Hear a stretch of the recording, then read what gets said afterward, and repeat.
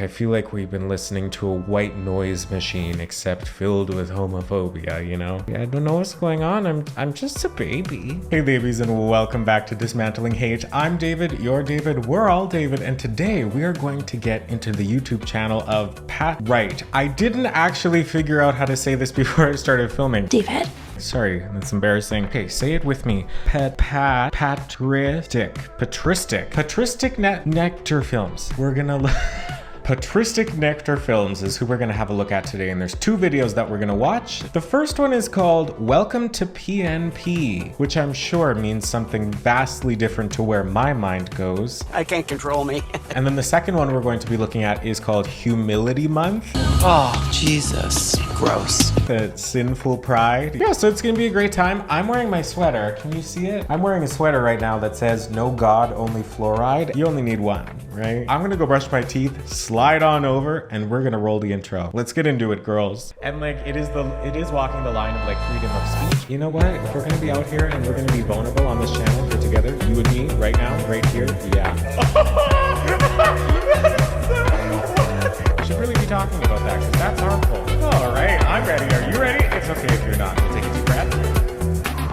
It's gonna be okay, because we're gonna do it together. Roll the transphobia. All right, so let's start at the beginning. Parasitic Nectar. Oh, I'm not even going to fix that, actually. Publications is a non-profit California business created to advance the cause of the Orthodox Christian faith by the publication of materials for catechesis. Wasn't prepared for big words? Okay. Catechesis sounds like you're going to catch a case, designed both for the edification of Orthodox believers and the illumination of a wide variety of non-Orthodox inquirers. Our publications are marketed by zealous fidelity to the mind of the Orthodox Church as expressed in the writings of the Holy Fathers, and produce a wide range of patristic, I don't know what that means, audiobooks to bring the wealth of sacred tradition to a generation attuned to listening rather than reading. Oh, so this is the pastor's version of, playing it to the kids. Kids can't read anymore. Yeah, okay. And who else to give us a better introduction to the parasitic church than straight from the parasite's mouth? No, that's so mean. To be honest, I haven't seen these videos, so I don't actually know if I mean that yet. We get to find that out together. Lucky you. Okay, so here's Welcome to PNP. I have no gay son. If you don't know what that means, that's great. Oh, there's literally no description? The least amount of effort possible. I've had videos without descriptions. I just go back and fix them because I actually care. What a great reminder for you to subscribe to my channel right now. Okay, did you do it? Welcome to PNP. Here we go.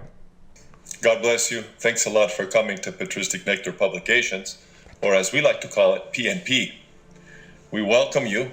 We're a non-profit organization that is dedicated to nourishing the spiritually thirsty with the sweet... Spiritually thirsty. Ew, no, David. Thirsty. Oh, and sweet. All right. teachings of the Holy Fathers of the Church. This is our ambition. We've been about it for about 13 years, and you are coming to our site where you'll see many of our products, many of our pedagogic offerings. Are you seeing the zooms here? It's weird. Anyway, wow. Hundreds of theological lectures. Is it just me, or is that really jarring? I don't know. It's because they almost have like a bounce effect.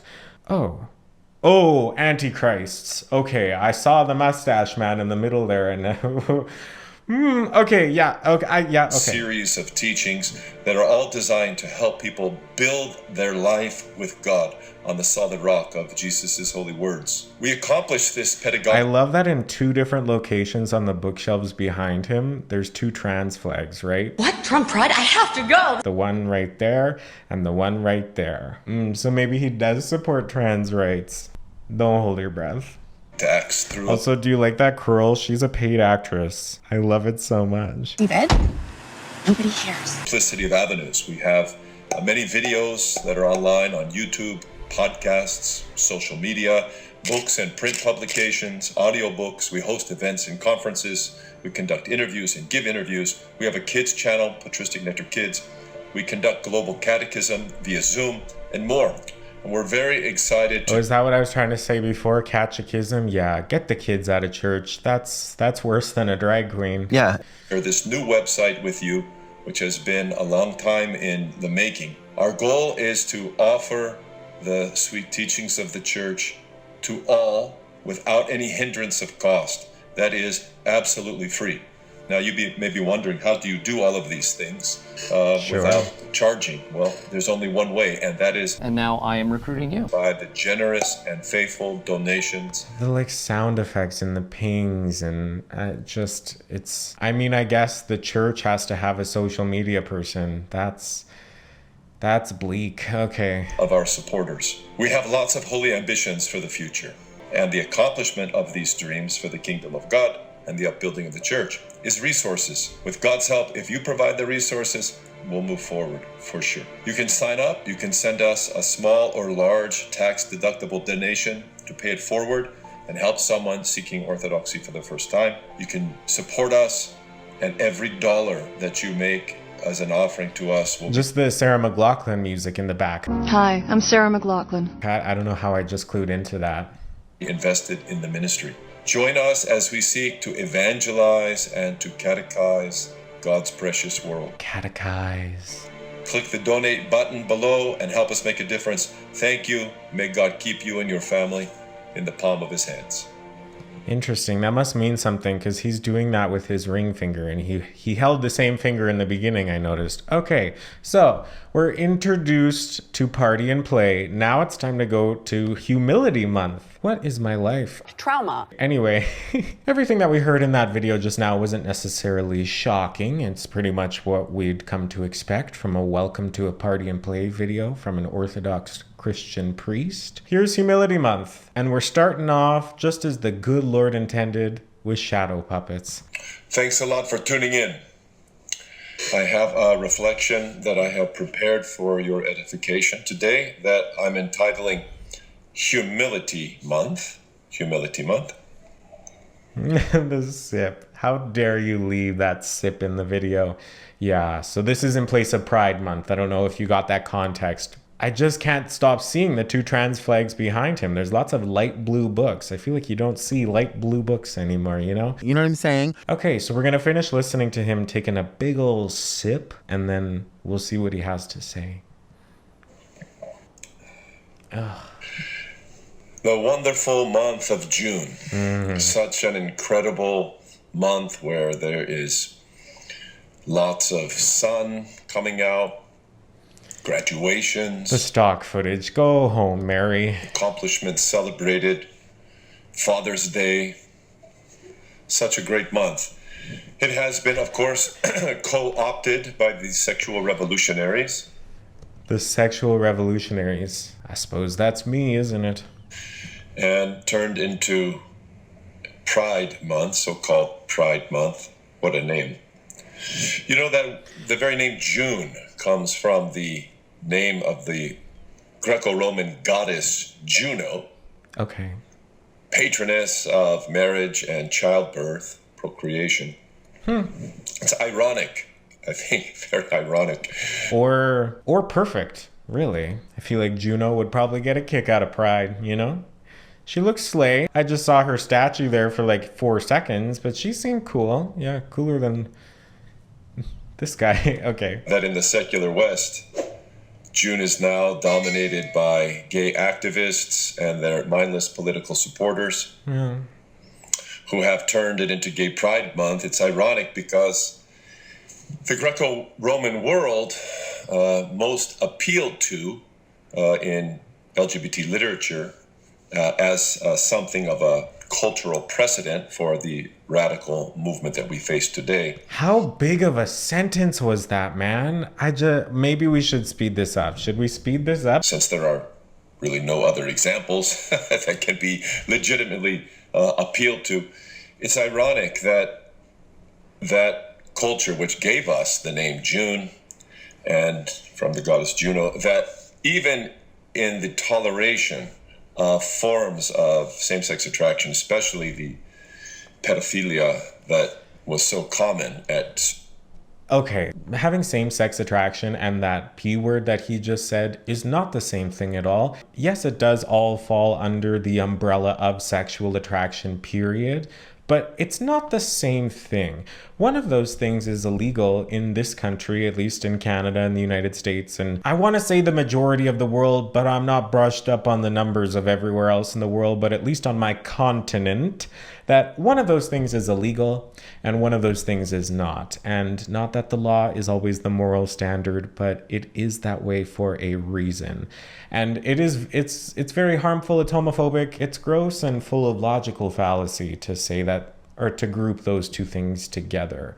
And if we take it a step back, why would he be grouping those two things together? Is because if people who are on the fence hear him talking like this, then it just makes it sound outrageous to them more than it maybe already would, right? If people are questioning about being queer and same-sex attraction, if you hear it being grouped into something that is literally illegal, you're just pushing them down the path of where they don't belong when it comes to same-sex attraction. Yeah, that's the first nail in the coffin of the phobias here, so that's tough. Times of Greco-Roman society. Also, he's talking about June as if everybody in the world is they're using my word and my religion's word and the Greco whoever the hell, like, that's ironic and it's so disrespectful to the origins of the word. The word doesn't really mean anything in a current context, right? Everything's made up. You should be embarrassed about that word because it has the colonial ramifications of the colonization of Turtle Island, period. I want to know what the Blackfoot word would be for June, or how time was organized by indigenous people who lived on this land, but we don't even know that because it was destroyed by probably his ancestors who came to tell everybody that June was the month of fertility because of this statue in wherever. That society never thought that any society could succeed without the marriage of a man and a woman and their natural fruit of procreation. Good Lord. Protected and supported in every way by the culture and the state. There's no time in Greco-Roman society where we have what we see today, which is the exaltation of sexual perversion. And yeah, I gotta speed this up because I can't sit through a regular however long this is gonna be. Okay, it's one thing to be hateful. There's a bug in here. Gross. It's one thing to be hateful, but to be boring at the same time, like, pick a struggle. Traditional marriage, the marriage between a man and a woman, which has been embraced throughout human history. There have been gay people in all of history. I don't really know what that means.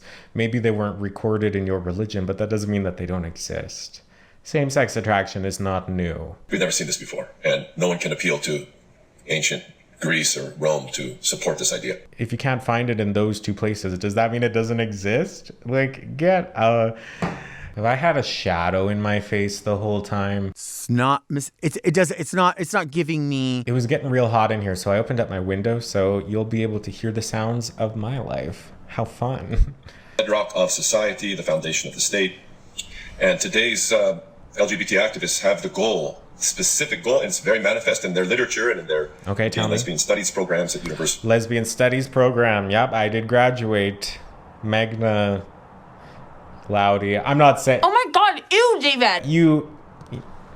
The West to completely decimate marriage, to redefine marriage out of existence.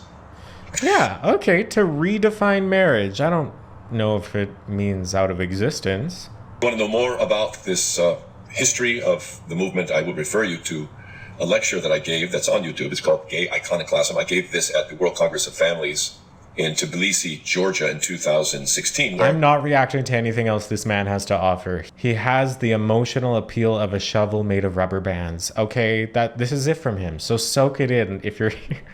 I describe the history from 1966 until that time. It was a 50-year history. In 2016, it's a 58-year history now. Wow. Beginning with the first gay pride parade in Los Angeles as the activists dragged a 20-foot papier-mâché phallus down Wilshire Boulevard. Yes. I cannot get away from how symbolic that action is at the heart of the LGBT movement and their I don't know what that means, but maybe that's the point, because I would just find that funny. I also love how he said phallus. It's the best word for him to use given his circumstances, but I just think that's funny that he chose that word. There is no alternative from his position. But I still love that he chose it. Okay. To do it today, all over the world if they can. To shock civilized people by this public presentation of immorality and perversion such that no one thinks that it's anything special anymore. Why is he sipping? I hate the sipping. Like, do you think he's doing it to punctuate and like it's theater? Or do you think he's actually thirsty? Like if I was just smoking a lit cigarette the whole time I was talking. Your sister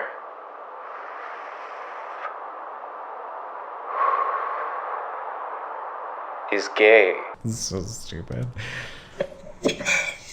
The tolerance tyrants have made a lot of progress. The tolerance tyrants. God, I love alliteration. Last 58 years, stigmatizing Jesus and his apostles and the church. And this year, LA City Hall flew the gay pride flag for the first time.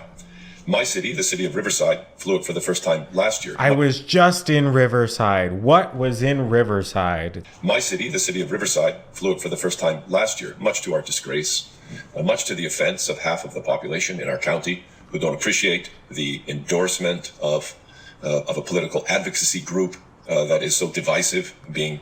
Oh, it's interesting though, because like I can sit here and say that pride isn't political, but pride is very politicized. No, but pride is political too. I think maybe the nuance here is that I do consider myself an advocate and an activist to some extent. I don't know how much or how little because my perspective is biased because I'm me. Anyway, the world that I'm fighting for when it comes to my advocacy and my activism is that I don't want pride to be political. I think we're working for a world where pride isn't seen as something that is political or it has been politicized, because it shouldn't be. It shouldn't be this big divisive thing that people have problems with. The whole point of the advocacy for pride is to make it a non-politicized space. But because there are so many hate groups and cults like this, it is something that's politicized, because if these people are congregating and hating on queer people, it's easier if all the queer people are spread out and not talking to each other and not in a community. And where do queer communities come together largely is around pride. Being queer, being gay, being trans, being anything that deviates from the standard norm, that's political. Because of people like this. It's interesting that it's such a like chicken or the egg situation. God, I spoke so well and now I'm saying chicken and the egg. Can't win every time. Anyway, yeah, that's what I think. It doesn't have to be politicized, but it is because of bigoted, bearded men like this one. He puts so much oil on his hair. Why hasn't he put it on his beard, you know? But that's none of my business. Championed by our mayor and city council. It's a great disgrace to our city. They have made a lot of progress. Made a lot of progress. But woe to those who stigmatize Jesus Christ. Woe to those who undermine his teaching. Woe to those who attack his apostles and their teaching. Woe to those who attack his church. There is no future. Say it again. He will not be defeated. The church will not be crushed under this outbreak of perversion. It's not going to happen. Woe to those, bestishas. Have you woe to your those today? The LGBT political advocacy has captured the morally vacuous political leadership of the West. Vacuous! Say it. You know, you go your whole life without hearing a word and then suddenly you hear it everywhere. Vacuous. Yeah. Vacuous. Political leadership of the West of the Fifth. This guy is so boring. He's so boring. It's just me. I'm on my own. It's a one-woman show now. Because anyway. The West, our technocrat oligarchs support it. Most of the world does not. That's a fact, and it's becoming quite clear. President Obama established as a key to his political advocacy for the LGBTs, which of course he lied about a lot. Because he knew he needed to get the traditional American vote to win. So he conveniently, immediately after winning his second presidential term, flipped on his previous opposition to gay marriage, began to support it, of course. And then he established an ambassadorship for the promotion of the LGBT agenda. This means that he created someone to represent him and our nation to go around the world promoting this as a core element of our foreign policy. How is the promotion of the LGBT movement and its opposition and its vicious attack upon traditional morality of all of the religious peoples of the nation of America, Christians, Jews, Muslims, Buddhists, all of whom oppose this on principle by their religion. No, they don't. Maybe fundamentally they do, but not every single person in all of those religions would be opposed to gay marriage.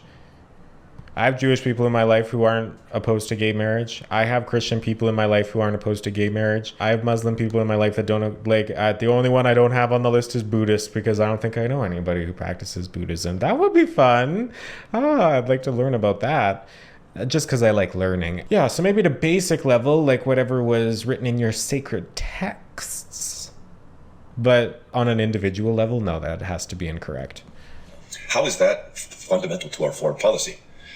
Since that time, these politicians have been trying to shove this rebellion down the throats of the world, making even foreign aid. We've refused to help the poor of Africa unless they embrace the perversions of the falling West, unless they champion the LGBTs. And there's no continent that is more opposed to the embrace of homosexuality than the African continent. But we've made it a condition for receiving foreign aid.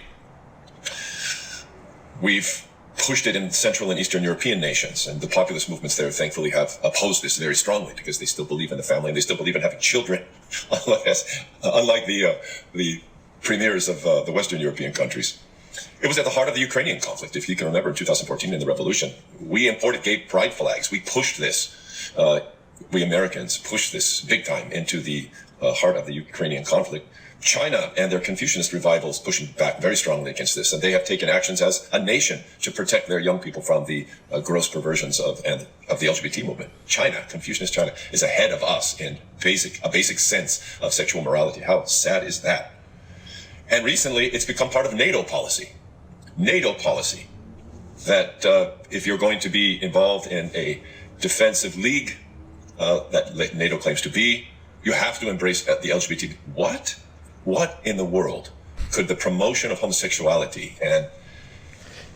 It's not so much as just promotion as equality, and he's making it sound like it's like we're out here trying to make everybody gay. Like, no, we're just trying to make everybody happy, which is okay. I heard it. Go on, synonyms. But no, like, it doesn't need to be promoted. It just needs to exist at the same level of heteronormative folks. There isn't one that's better. There's one that's more fun, but there isn't one that's better. You can do whatever you want because it's not a choice. That's the thing. You can't discriminate against people over things that they don't have control over. Like the fact that he's a man, the fact that he's straight. We can't make fun of any of that because that's discriminatory. His beard, that's a choice. So we can say that looks awful. And we can feel good about that because that's not being discriminatory. Sexual anarchy. How could sexual anarchy be necessary for NATO membership? That's how nuts, really, we have become. This morning, I read a beautiful text from 2 Corinthians chapter 7, verses 1 and 2. Let me read it to you. Let us cleanse, this is St. Paul to the Corinthians, let us cleanse ourselves from all defilement of flesh and spirit, perfecting holiness in the fear. But like, what a defilement of flesh? Like, that could mean anything. That could mean anything. Protecting the holiness and the fear. Like, I don't even need to see the next line. This is gonna, it's just, everything is so hyperbolic and filled with like metaphors and similes. It's just not reality. It's fiction. It's fiction. We apostles corrupted no one. We took advantage of no one. St. Paul. But this is the Christian mind. Let us perfect holiness in the fear of God and cleanse ourselves from all defilement of the flesh and the spirit.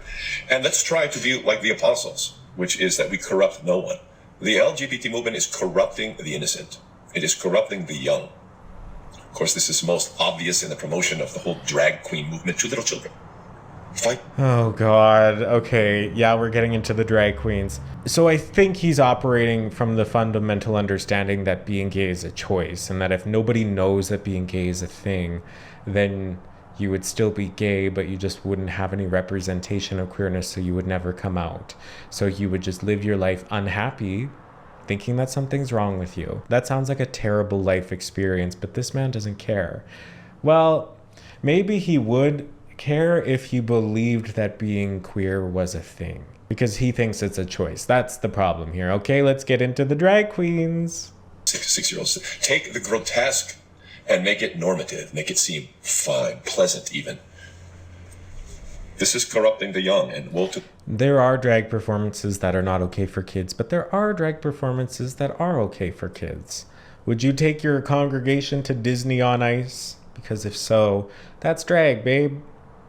Drag is just makeup, putting on a costume, playing dress up, playing with puppets. Because everybody loves puppets. That's good for brain development. That's good for socialization. It's good for everything. But there are inappropriate examples of drag. I don't even... How did that light end up back over my face? I'm sorry. I'm struggling to keep this together today. I know what it's like to perform through pain. Oh no, that's just the line of my camera. Wait, was that ever in my face? She didn't finish high school. I don't think it's ever been in my face, has it? Let's continue. To corrupt the young, our Savior says. Make no mistake, the church seeks every person, loves every person, wants every person. We want to connect every person to the love of God. We want Unless they're gay. Person, regardless of what they have been involved with in their life, we want them to be washed in the sacred waters of baptism, to be made whole, to be brought into union with God and with the church. So you're gonna dunk me in your bathtub and then I'm not gonna be gay anymore. Okay, cool. Plenty of former LGBT activists are now pious and God-loving Orthodox Christians. Tons of people have become Christians from this movement, and it's only increasing as the rottenness of the movement and its failure to produce is becoming evident. I'm going to tell you that right now, that's not true. If you actually look at the data congregated by reputable sources, the amount of people that are religious right now in the world are the lowest it has ever been. Well, you know, before religion started, I suppose, because there would have been a time on earth where before religion... Oh, but that's my belief as an atheist. They wouldn't believe that? Okay, glad we cleared that up. Let's keep going. It's becoming clear, I think, to the world that the fruit of the sexual revolution is misery, absolute misery. Fruit. These beloved who are coming to the church came the same way that the rest of us wretches came. Like the way that the divorced have come, tons of the divorced, and those who have been in illicit unions, which has become so normative now as we've attacked marriage for so many decades. They've come into the church the same way, with humility. Oh, illicit unions means being with somebody but not married. Okay. Ooh, yeah, I'm really racking up a list of grievances here with this man, aren't I? Find wholeness and to be joined to God. That's an even bigger problem, by the way. The promotion of no-fault divorce is an even bigger problem than the LGBTs. But it's all part of the same. Oh my God. So now he hates, because divorce. Okay, yeah. If you don't know, in a no-fault divorce, everything is split down the middle. Money, assets, everything. I don't really know how a prenup works in that situation, but it just means that nobody is at fault. Because before this, if you were a man and you cheated on your wife, it would be your fault. So then your wife would benefit in the divorce settlement, I think.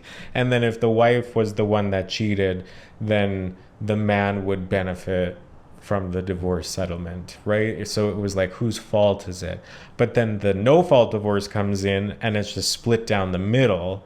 So then everybody, so you can cheat, you can have your cake and eat it too, is basically what it is. So then nothing's motivating these women not to cheat, is basically the subtext from this. Everybody should just do polyamory. No, I mean, do it if you want. It's not for me. Oh God, I don't have enough confidence to do that, to be freaking for real with you right now. Maybe one day I will. I don't know if it's a goal I have. I do want more everybody wants more maybe they don't. Let me know in the comments. There's 6 minutes left. We can do this. All part of the same rebellion. Tons of these former LGBT activists are now pious believers, serving God, and they've come just the way that the divorced have come, just the way those who have lived in multiple unions have come, just the way that the greedy have come, just the way that the felons have come, the same way the Pharisees of our time have come, the same way that the atheists have come, and the same way that wretches like myself have come. And that is in repentance, in humility, not championing our mistakes, not holding up our sins and saying, you must honor them, and if you don't, you're not loving. No, it's just not true. Oh, so it's not unconditional love. All right. Yeah, sure. He has a very defined way of talking, right? Like it's very formulaic. Like I feel like we've been listening to a white noise machine except filled with homophobia, you know? That would probably sell pretty well. Yeah. If only I didn't have morals.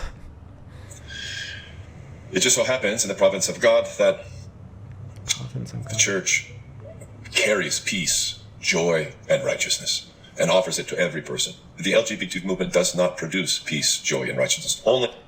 Yeah, they do. They really do. They have the potential not to, just like every other human being in the world. Jesus and his church do that. Jesus. This is the week in our celebrations in Holy Orthodoxy. This is the week of the Samaritan woman. Sunday, we read the account from John chapter 4, the amazing account of Jesus' interaction with Photini, the Samaritan woman.